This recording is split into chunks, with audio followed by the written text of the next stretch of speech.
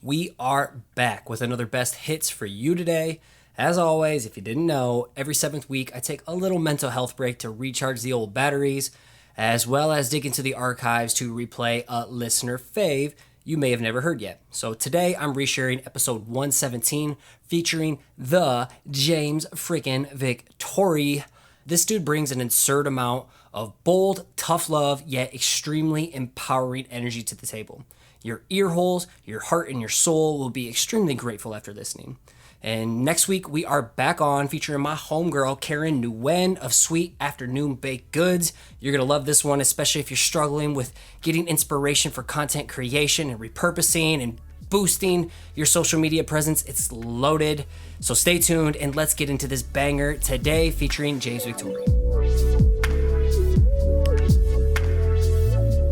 I've realized that when I challenge myself and when I put myself in these situations, again, living dangerously, hey, James, why don't you just move to small town Texas and try to make a living as an international designer and, continue your world domination from a ranch. But you know what? With the right attitude and with the right perspective, you can't stop me. Perspective Podcast is fuel for your mind and creative grind. Each week, my guests and I provide the skills for thinking bigger, overcoming adversity, and making an impact with your work. What's going on? This is episode 117 of the Perspective Podcast. My name is Scotty.D.Russell of Perspective Collective, and I'm here to help you build a killer side hustle and elevate your brand outside your day job. At the end of each episode, I share a listener of the week, so stick around to figure out how you can get a shout out on a future episode in the show notes, as well as in the newsletter. Today, we have on a special guest who epitomizes everything I stand for in terms of serving and empowering my fellow creatives while still putting out my own unique and quirky work and message into this world. That's a mouthful. But I'm talking about the one and only James Victore, who's been kicking ass and taking names from his pocket of the planet in Texas. James has won an Emmy. He's been featured in the Museum of Modern Art multiple times in multiple places all across the world. He's received tons of accolades and recognitions over the years as an artist and designer. However, his biggest impact, in my opinion, is his role as a teacher in helping us live bold lives as creatives. He's got a killer podcast called Dangerous Ideas that's sure to light a fire under your ass through his Patreon and YouTube channel, and his latest book, Feck Perfection. Yes, that's right. So, buckle in as James and I go head on into rough terrain topics like having dangerous ideas to avoid being oatmeal. Stick with us, that'll make sense. Using pain, failure, and adversity as your teachers. How your quality of life is based on attitude and perspective. Getting uncomfortable and not living on default mode. And how creating for yourself can have meaning to others. And that's pretty powerful when we get into that. Let's spread this episode like wildfire by sharing it with your friends and your following. Do what you always do and take a screenshot of you listening or watching the new YouTube videos, or take a screenshot of you jamming out to the conversation while you're creating. I love seeing that. Make sure you share it on your Instagram stories and tag both James and I to make sure we see it. And for today, you can find everything James and I talk about in the show notes at perspective-collective.com/117, along with the video of this episode. And as always, keep an open mind and act on anything that inspires you today. Let's go. PC family, today I'm sitting here with James Freakin Victore, and he's joining us today. I know he's had some rough last months of getting back from an injury. We don't have to talk about it. We can talk about that. But other than that, how you doing today? Thank you so much for your time. I'm fucking awesome. Yeah, I'm fucking awesome too. I know we both have some things going on in our lives right now, but we respond to adversity, right? Mm-hmm. Just life. Just keep on living. All right. I like that Matthew McConaughey style. I know you're probably tired of doing this, but for just a brief Wikipedia page summary about yourself, for those who are in the listenership that don't know, that can get to know you real quick. I think we always hate this question. Traditionally, I was a commercial designer. And I taught at the School of Visual Arts for, 20 years in New York. And then I woke up one day and I said, I'm a pretty good designer, meaning I can get into the Museum of Modern Art and the Stedelijk Museum and the Louvre and, museums around the world. But I realized that I'm a much better teacher. And I also realized that at the School of Visual Arts, I was teaching a third-year graphic design course, and I actually wasn't teaching graphic design because I don't know those things. I don't know, how to teach typography or how to teach color appreciation or how to teach those things. So my job was to, urge students how to think for themselves. And now I find myself, what I say now is I have become Moses for creative people. Yeah, I saw that on your Instagram. Yep. I try to help them become better and happier creatives. You're one of the OGs in the game for sure. You've been doing this for a while. Yeah. You have this loose style. It's unapologetic. It's aggressive, yet it's still full of love and respect. And I love the poster series that you did with my brothers over at Industry Print Shop. Like, what would you say your style is, and what is the message that you're trying to put into this world? I don't know if I have a style. I've always kind of relegated myself to saying that I'm basically an abstract expressionist caught in a modernist's body. I've always respected this kind of the Swiss cleanliness. I think I'm a closet neat freak, but at the same time, I respond to abstract expressionist artists like Cy Twombly and Julian Schnabel and Motherwell and Rauschenberg and Franz Klein. Oh my God!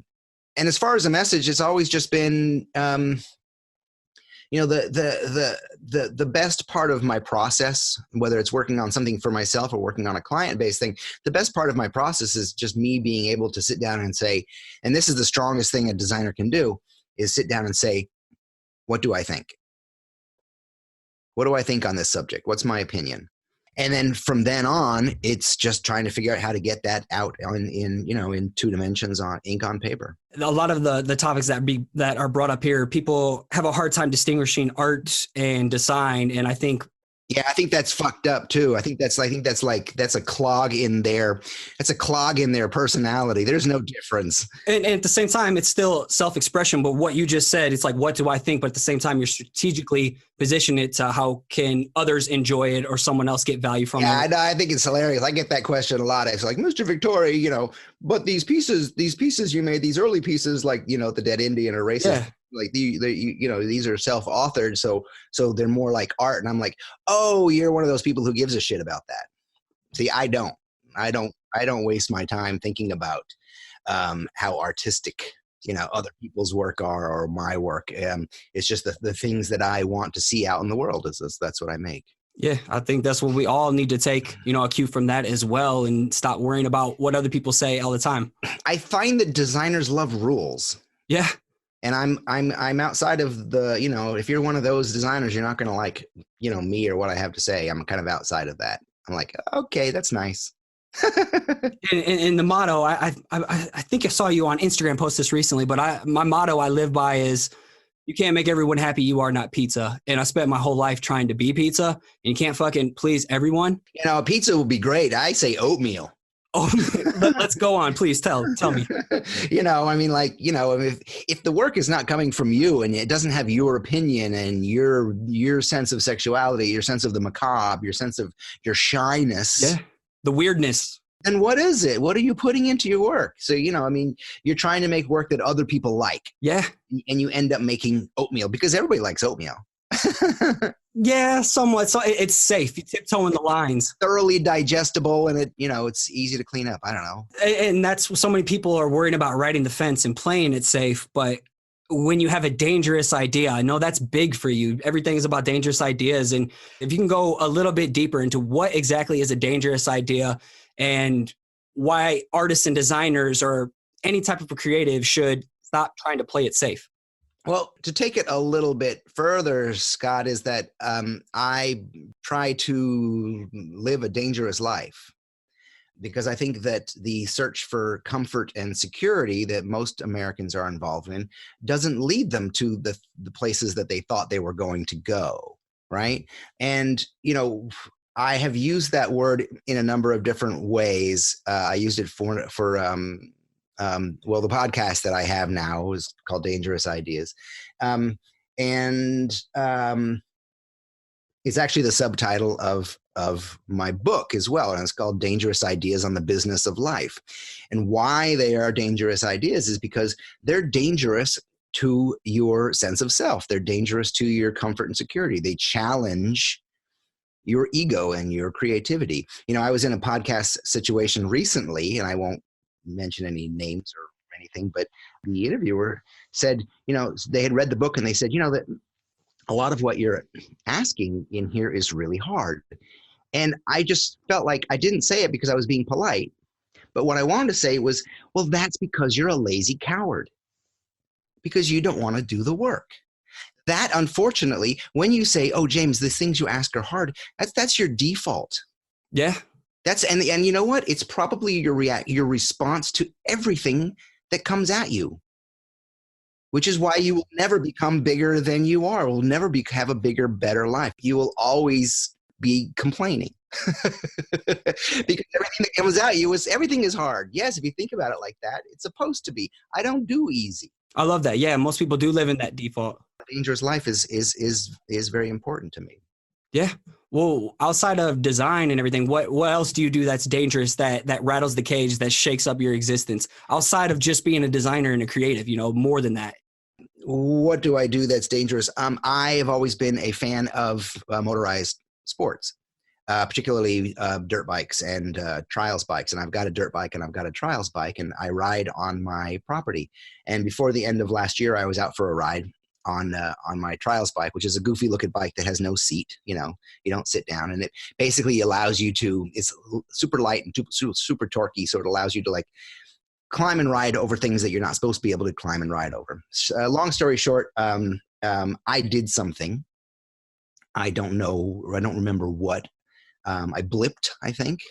And it's an electric bike, so it doesn't have a clutch to pull in. So I think I just blipped and the bike threw me. And I don't even remember the accident, but I was climbing up out of a stream bed, up a rocky stream side. And I had nothing to catch on the way back. And I fell on my right side, smack dab in the middle of a rocky stream. And I don't know if I blacked out or not, but anyway, I kind of woke up just like out of the movies when people kind of just go like this. And I knew something was wrong. And then my first thought was I knew something wrong. Second thought, I was like, I don't have my phone on me. And there's nobody at the house. So I had to walk. I cradled my arm and I walked half a mile to the house to call my wife, call the EMT, blah, blah, blah. Long story short is I had 10 broken ribs and a broken collarbone and a partially separated lung. So it was like hard to, even breathe. And that is 10 weeks ago. And I'm going through, I love saying I'm in rehab. And I'm going through PT and fixing it and still in, a lot of pain. And the reason I talk about it is because that may be a dangerous sport. It may be a dangerous way to live. And people say, well, what does your wife say? I'm like, I don't have that kind of wife. My fucking wife doesn't tell me what she loves me. She loves it when I ride and when I do what I love. Don't give me that bullshit. Probably a better person for doing it. That default. Yeah. Right. The wife. And it's given me the opportunity to understand that pain is this pain is my teacher. And if I do not learn from it and do not become a bigger and better and stronger person from this process, then I'm an idiot. Then the accident was stupid and the pain is just hurt.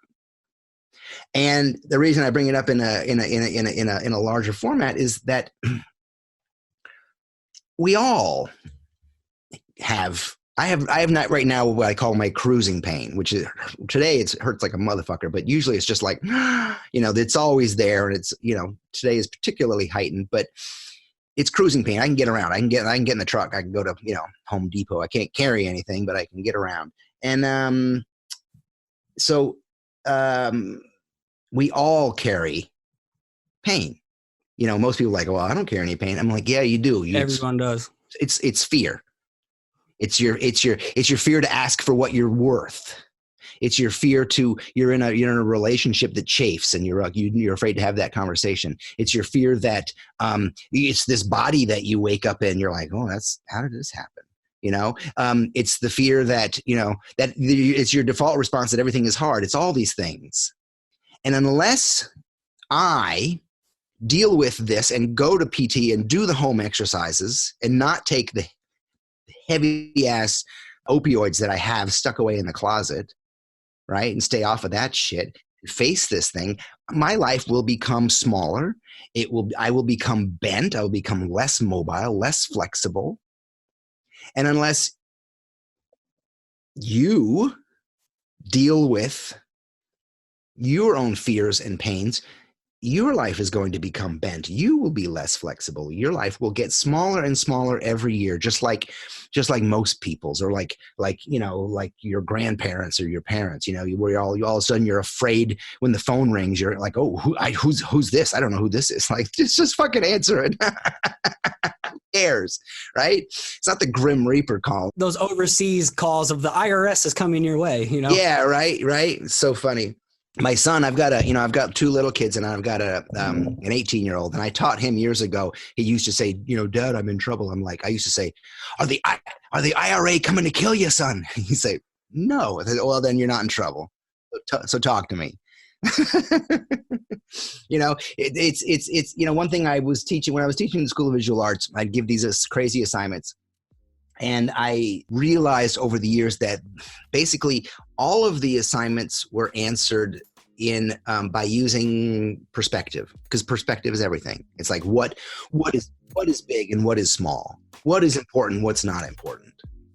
What is love and what is hate? All these kind of it's like, and it's always your attitude towards these things that makes them so. So, with the pain and the fear thing, again, it's the same thing. It's like, what's your attitude towards it? It's going to depict, your character, who you are.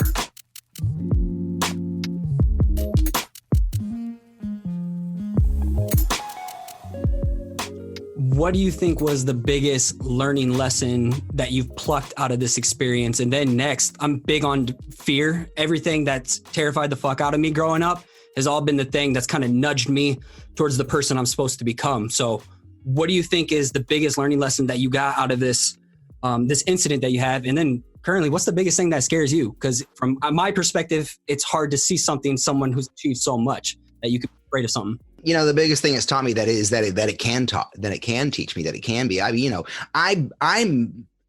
have to do this. I don't really have a choice. Most people have a choice. They can just, turn a blind eye and get, have their lives be affected by it all the time, not change. I can't, because, I've got a beautiful, sexy wife. I've got little kids. I want to be active. I want to ride. I want to ski. I want to, travel. I want to, and what's, I guess the biggest thing is that, that I can get through this. If you would have said, okay, James, here's what's going to happen. Tomorrow, you're going to be out doing what you love. And about 3/4 of the way through, we're going to destroy half your body. Okay. And I'm like, is there an option? Is there a B? Can I choose option B? I didn't have the thing. And it's funny because, again, attitude and perspective. I'm in the ICU. I've got, I'm on 3 opioids and ketamine, and the pain is still. That's like a horse tranquilizer. Oh, fuck yeah. No, and it still didn't work. And they have there's a tube going down into my lung. And my wife tells me, she said, James, your heart needed to get bigger and your body needed to make way. Damn. That's it. So this is the process now. This is how I grow, and it's fine. What's the biggest thing that scares you right now? Today it's like, oh my God, this sucks. And I'm like, well, is it working? Am I, getting better? Am I, that's something that, but I have to, I've gotten, when I was in the hospital, when I was out of the hospital and in a rehab clinic, I wrote myself a little prayer, and I said, thank you for the pain I had today, and the less of it I'll have tomorrow. And thank you for the mobility I had today, and the more of it I'll have tomorrow. And thank you for this experience. And I hope I never have to fucking experience it again. So I have to like learn to breathe through these things and understand, just like anybody else is like, I've just got canned. What do I do? Let me go drink and let me go complain. Why don't you just sit back and go, okay, I can do this. What's next? This is an opportunity. We the failure thing is huge, but just like fear, it's you understand, it's just a great motivator. Again, it's just a perspective shift. Exactly. The biggest thing for me has always been that adversity is kind of that bridge that is taking you to the learning lesson. I say 90% of our populations has some type of adversity and it fucks their life up. Oh yeah. It's that default setting like you talked about. Oh yeah, no. One thing happens to you and it completely changes the direction of your path. It completely changes who you are. But I was in the rehab clinic and there was a young enough woman next to me, and they're making me go through these things with my arm, and I'm like, okay, let's do this, motherfucker. Like, and the woman over there, they're saying, well, can you do this thing? And she's like, no, I don't think so. I'm like, well, now you can't, because you just fucking told yourself that. Mental. Duh. What are you, crazy? Yeah, no, we would rather not face ourselves. It's just easier to become smaller. It's just easier to believe the stories that we tell ourselves. Yes. Exactly. I've believed so many stories my whole life. Yes. We identify with that now. Yeah. We identify with how bent over we are, or how fat we are, or how uncomfortable we are, or how sad we are. That's like who I am now. Identity, for sure. Which is crazy. It's not. It's what you've told yourself, and unfortunately you tell yourself too many times and it becomes a habit. Are you back on the bike now? No, I can't even get, too on. No, pro athletes take a year. Shit. Pro athletes are, 30, 25. I ain't 25. I'm 30 and I'm not a fucking pro athlete, man. I've dealt with like herniated discs and all that stuff from football and heavy medication. I feel for you for sure, having my back blown out. It's okay. That's just what I'm doing. It's all. Yeah. Well, I want to talk. So I'm a binger of your Dangerous Ideas episode, and I'm big on serving. And I used to kind of be weirded out about it. People not take me seriously, or people make fun of me because I'm not that badass designer, and look at my clientele and this is that. I had this edge to me and I don't want to show this empathetic side to me. But yeah, right. It's crazy. I know. And that's what this platform Perspective Podcast is on, is creative personal development. Then you can have the skills to unlock that success in your creative career. And I think it was episode 15. And you said that humans are at their best when they serve others. That's the highest role we have. Yes. Yes. And I'd love to hear you expand on this, because it sounds like you're in this new mental paradigm shift where you did the design, you did the creativity, you got all these accolades, but you're in like this new realm, and you've always done this, but now it seems like you're really enlightened on this new path. Well, I just, I realize what those other things have gotten me, and first of all, like you said, I'm in Texas, but I'm not in Austin. I'm in rural Texas, 35 miles outside Austin, 7 miles to the closest bar. And people say, well, what's that like? I'm like, well, it wasn't a career move. I didn't move here to make my career better. But what it's done for both myself and for my wife is that it's given us the opportunity, again, like pain, like anything else, a move. It's given us the opportunity to learn how to make a living based on our creativity. We're able to stand back and go, okay, if you think you're so fucking creative, what are you gonna do now? Here, I'm gonna hobble you this way. What are you gonna do now? And it's funny because I remember I was reading an article about a vet guy who came back from Afghanistan, and he lost his legs, and he was doing, just amazing work helping people. And somebody said, how is it that you can do so much without your legs? And his answer was, how can you do so little with yours? Perspective. So I've realized that, I've had a really nice career I've fought my ass off for creativity. Money was never the objective, which is totally un-American, I know. But money was never the objective. It was, I made decisions based on creativity and love and family. And I realized that if I was literally a commercial designer right now, I would be less of a person than I am now, because I'd be still in that situation where you're in the losing end of compromise most of the time. Where you're in the back of your mind, you're supposed to be making work that makes other people happy instead of yourself, And I think a lot of people are in that field. And when I say these things, they become terribly resistant, of course, because that's, the default. But I've realized that when I challenge myself and when I put myself in these situations, again, living dangerously, hey, James, why don't you just move to, small town Texas and try to make a living as an international designer and, continue your world domination from, a ranch. But you know what? With the right attitude and with the right perspective, you can't stop me. Shit. Love it. That's going to be the intro little nugget that people hear the first thing when they get queued off in this episode to fire them up.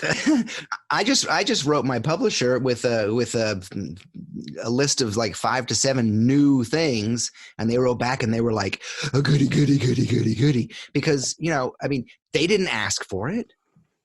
They didn't ask for those things. This fucking book isn't even out, and I'm already hot and horny on the next thing. And halfway through writing the next book, people don't ask me for creative workshops. People don't ask me for, hey, James, when's a new silkscreen limited edition print coming out? You got to understand that, people don't come looking for you for that. That comes from you. And that comes from, how much do you want it? Again, it's the default that says, oh, it's hard. Okay. For you, it's going to be very hard. But how much do you want it? And so many people are looking for permission to do these things. You got it. I run a day job. I come from a small part of Iowa. Nobody's telling me permission to do this podcast, to do freelance, to do my creative coaching program. Nobody gives me permission to do this shit. I'm in the trenches making this happen outside of it, speaking with people like you on a lunch break in a fucking day. Beautiful. And, the thing is, in the back of your mind, other people who are listening in have to understand that in the back of my mind, in the back of your mind, what's going on when you're doing these things and when you're taking that permission, the back of your mind is going, all these critics, all these voices, these people you look up to going, who do you think you are? Oh man, I get it all the time. And I'm sure you get it on a whole nother. How do you deal with a hater? I saw you had a brilliant response the other day to someone who left something to your book review. It's, the best way I have to deal with it is I show it to my wife and she's like, James, it's okay.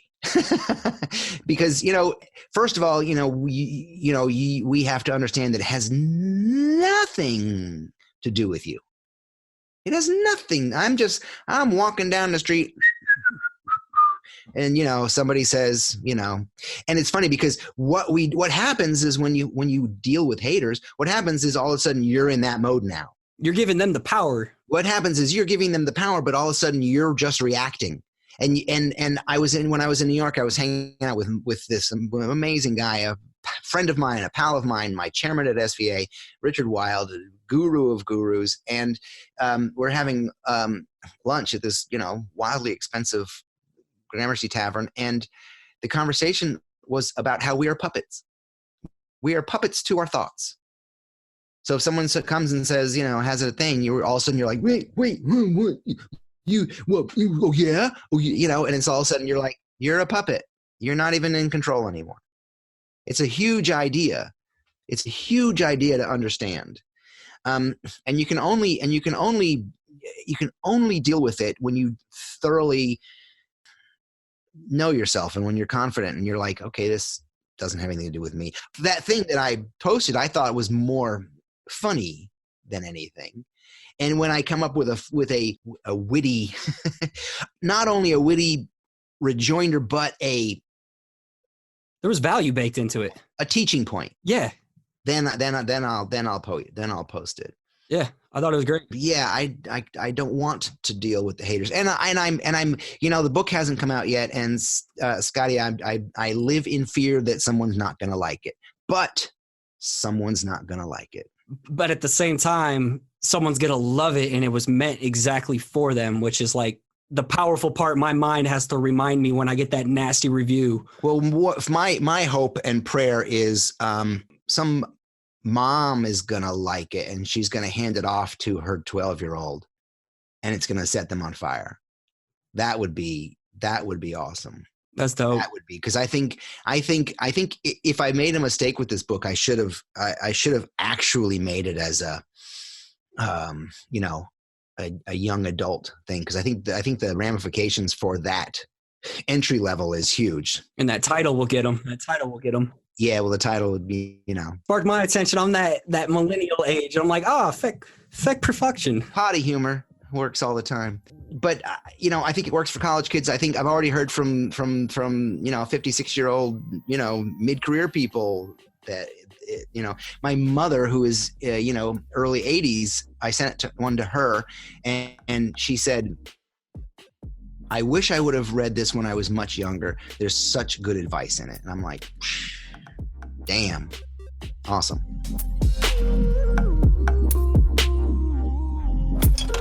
I want to take a second and give a huge shout out to our sponsor today, Audible. And if you're a listener of the show, you know my love and appreciation for Audible, their services, and just audiobooks in general. And today I have a Perspective Podcast listener-only deal for you.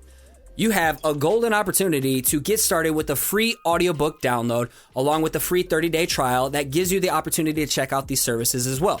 And with this free audiobook, my top recommendations are always going to be The Alchemist. That's my favorite book. Otherwise, Atomic Habits by James Clear and This Is Marketing by Seth Godin are what I've been vibing to the most. So to download your free audiobook right now, go to audibletrial.com/perspective podcast. Again, audibletrial.com/perspective podcast for your free audiobook. You can thank me later. Thanks, Audible. So just pivot real quick in talking fuck perfection. That's fun to say. I really want to just say fuck perfection at the same time. Dude, worst title. I don't know, man. I don't think so.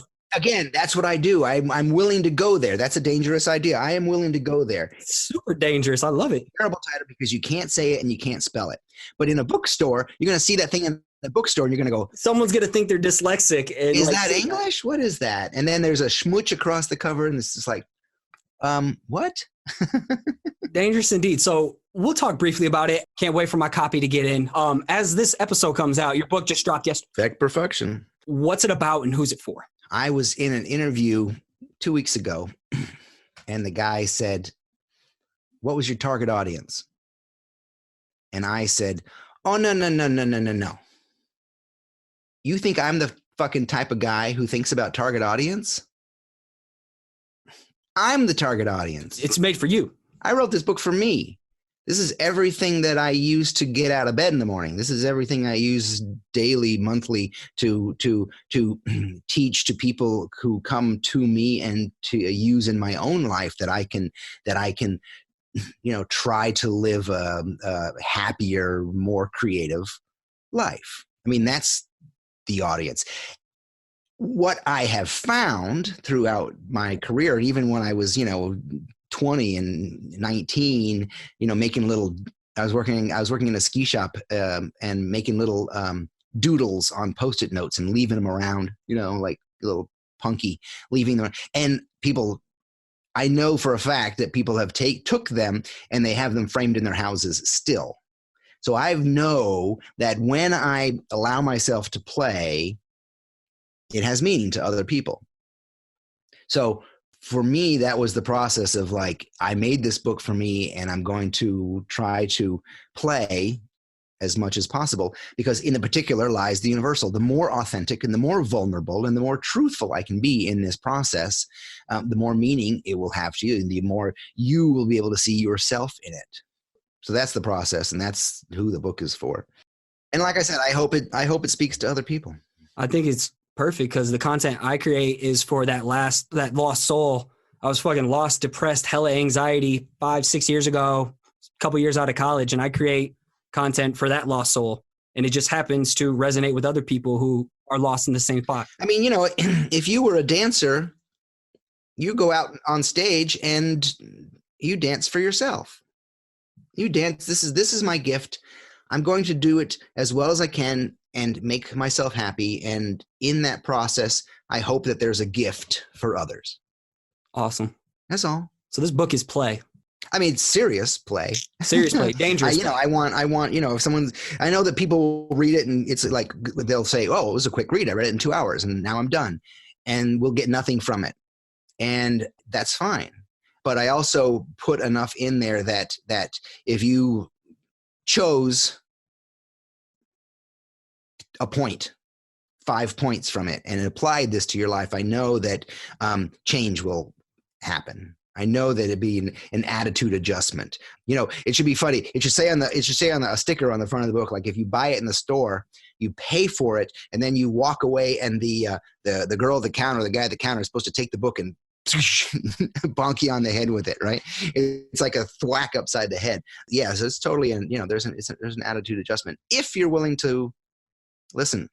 I wrote yesterday that it's Think and Grow Rich with pictures. Perfect.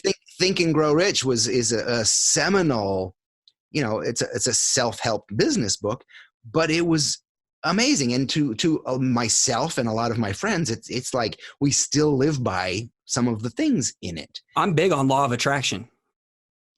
That's very big. Putting intention, universe, all that. That's the whole thing about not having sex. I don't know about that part. I just had a kid, so we're good. So I'm hoping that people will see it in that vein.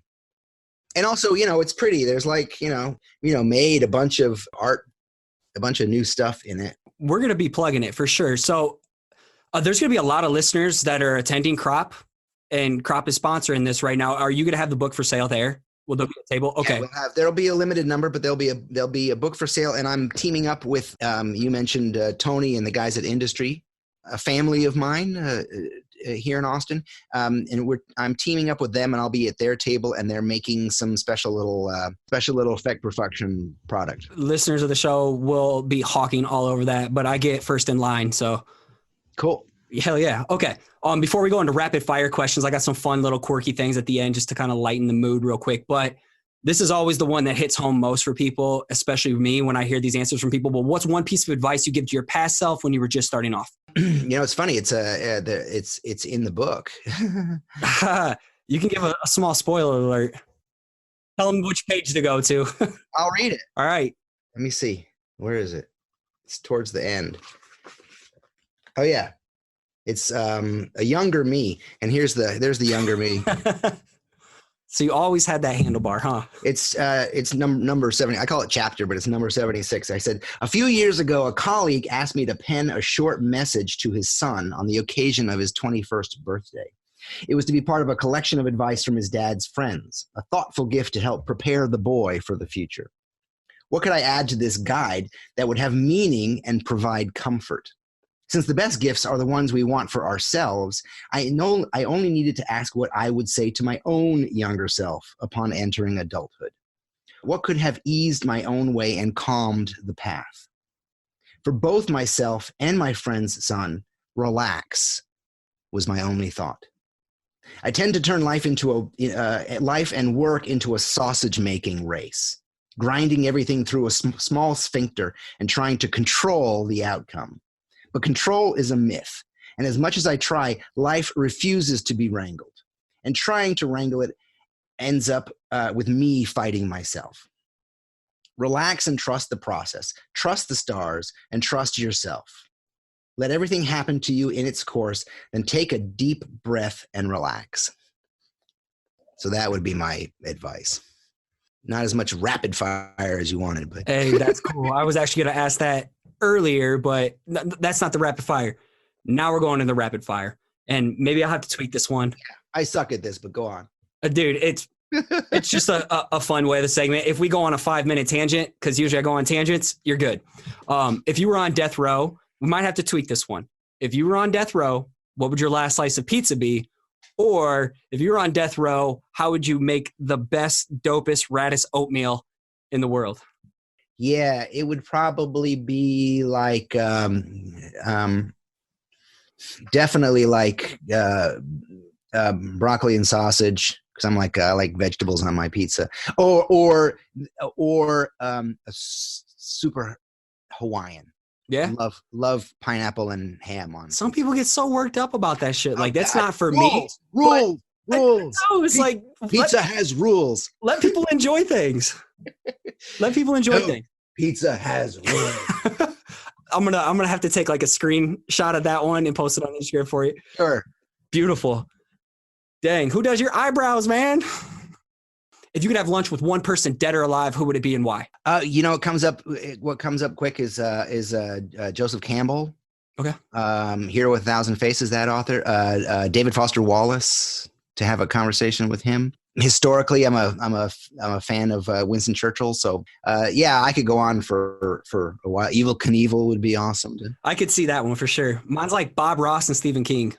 Really? Yeah, I love the horror side of things, but I also like Bob Ross. I didn't have cable, so it was always Bob Ross and a squirrel in his fucking pocket painting. I loved it. Stephen King is amazing. Have you read his book On Writing? On Writing, yes. Yep. That thing is a beast, but I'm not like an actual... I own books, but I listen best versus audiobooks, so I consume that. So I have the audiobook version of that, On Writing, for sure. Again, tangents. Cats or dogs? I've never asked anybody this one. Dogs. Dogs? You got some? I have had cats historically, but dogs. We're thinking about it now. Yeah, we got cats over here. Too crazy of a lifestyle. Do not own it, but we're thinking about dogs. Although we've got to, we live in on a 50-acre ranch, and we have coyotes. Oh, okay. So yeah, no, I've literally found dog collars with tags on them out in the field. Okay, maybe just get an indoor bird. No tiny dogs out here. No tiny dog. Okay, what's your go-to art weapon of choice? That artillery. Oh, the go-to is the paint pen, the black paint pen. Sharpie makes a black paint pen. So does I don't know the other company, but and always customized. Always never ride stock, dude. Never ride stock. Okay. Last one before we sign off. What's the one piece of work you're most proud of and why? Or the one that you think is most dangerous that made the biggest impact? Quickly, three things come to mind. The first thing is my first poster, which is the Dead Indians, Celebrate Columbus. Yeah. It took on a life of its own after cops were tearing it down and after everything. I made it. Oh yeah, the whole that got story. your jollies off, I bet, huh? So great. And then my first book, which was Victoria or Who Died and Made You Boss. So it's a good book, and it's also a really good read. And then I'm really I put a lot of myself into this one, and I'm just like that's why I'm kind of like I'm trying not to think about it too much. I'm just going, you know what? It's done. It's gonna hit the right people. I'm stoked for it. It's written and it's gonna go out. So it's up, it's not up to me anymore. You'll crush it. People like me are gonna be there supporting and plugging it for you. Where can people go to find you online and support you? We are just about to open up a brand new jamesvictore.com. There's so much good new stuff on there. And if they go to even the current jamesvictore.com, or they go to effectperfection.com, you can subscribe, where you'll get our newsletter that keeps you up to date and everything. But you will also get a series of free videos. And the first one is the 5 things you need to know to live a creative life. So subscribing to jamesvictore.com or effectperfection.com is a good deal. And what about your Patreon too? I know you got a big crowd of supporters over there. If you go to Patreon, Patreon, and go to James Victore, there's Dangerous Ideas, and that's the podcast. And it's so funny because last week I was just in New York, and when I woke up Monday morning in New York ready to like go kill it with interviews, my assistant texted me and said, I found another job. And so I'm like, come home to like, okay, so how do I turn a WAV into an MP3? And so that's where I am now. So yeah, they can go. I can help you out if you need one. Yeah, thanks. Might call you on that. Dude, I can knock it out today. But again, you can't stop me. It's okay. So yeah, there's a bunch of ways to get in touch with me, but they all go through jamesvictore.com. I'll link it all up in the show notes. Man, thank you so much for your time today. That means the world to me. A little guy in Iowa able to talk with one of his heroes and just shoot the shit over things creative and helping other creatives, live their best, most creative life. That's like a dream to me. So thank you so much. I know people are going to dig the hell out of this. Cool. Do me a favor and never refer to yourself as a little guy again. I'm a big man in Little Town, Iowa. Sorry. Little Town in Iowa. So King of Iowa. King of Iowa. I like that. I'm trying to get on that Ashton Kutcher level. So thanks so much for your time. Take it easy. Have a killer day. Thank you. Awesome, man. Thanks.